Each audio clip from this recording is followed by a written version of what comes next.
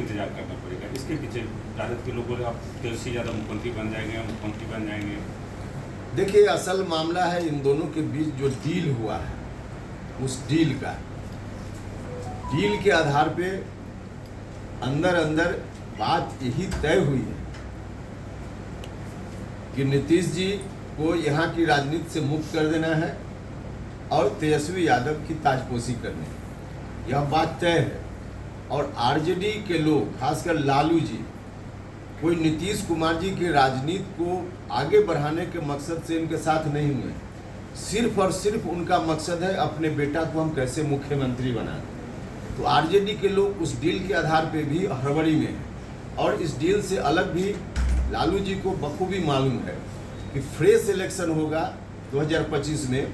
उस इलेक्शन में तो कहीं से लोगों का मैंडेट तेजस्वी जी के पक्ष में नहीं आने वाला है, यह बात मालूम है उनको। इसलिए चाहते हैं कि किसी तरह से साल भर के लिए हो, 6 महीना के लिए हो, हमारा बेटा मुख्यमंत्री बन जाए। तो इसलिए आरजेडी के लोग हड़बड़ी में हैं। और नीतीश कुमार जी की जो अपनी रणनीति है कि किसी तरह से 2025 तक टाल कर ले चलो, क्योंकि जो कुछ भी भ्रम लोगों के मन में है नीतीश कुमार जी के प्रति तभी तक है जब तक इस मुख्यमंत्री की कुर्सी पर है।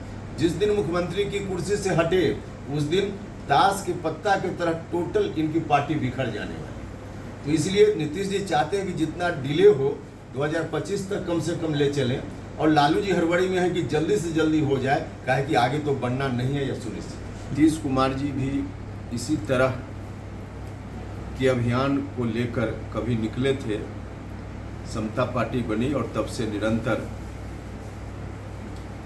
नीतीश कुमार जी 2005 के पहले जो बिहार की स्थिति थी, जो लोग शासन में थे, उन लोगों के कारण बिहार चारों तरफ से त्रस्त था, तबाह था, परेशान था।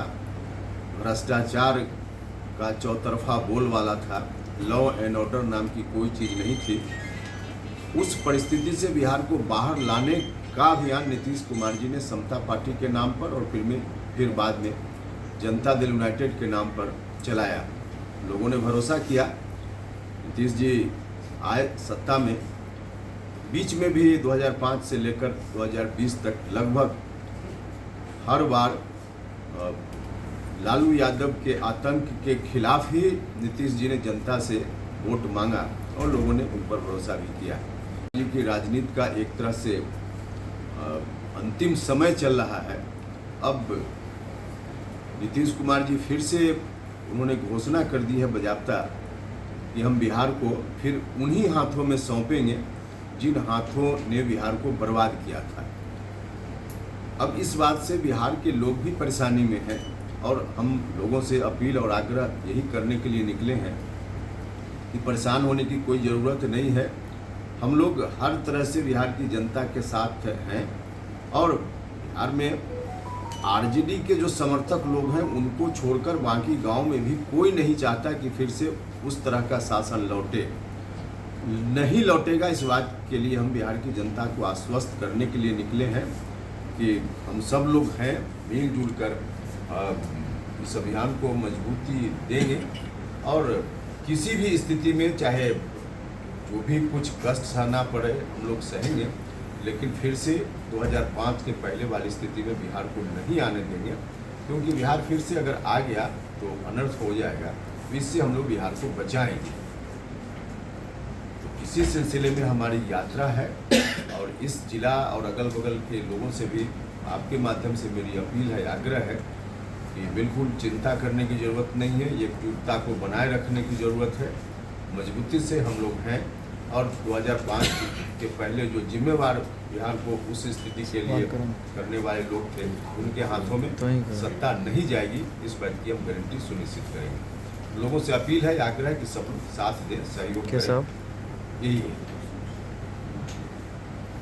तो उनका मामला है, लेकिन हाँ, विपक्ष का भी रोल डेमोक्रेसी में होता ही है।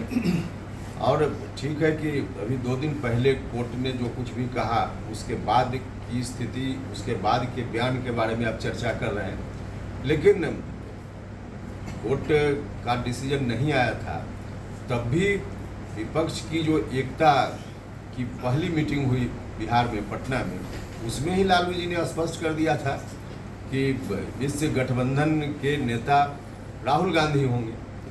ठीक है कि डायरेक्ट इस रूप में नहीं कहा था जिस रूप में हम कह रहे हैं, लेकिन लालू जी की जो अपनी भाषा है उस भाषा में यह कहा था, तो आप लोगों ने भी देखा होगा कि हम लोग बारात हैं, दूल्हा तो राहुल जी हैं।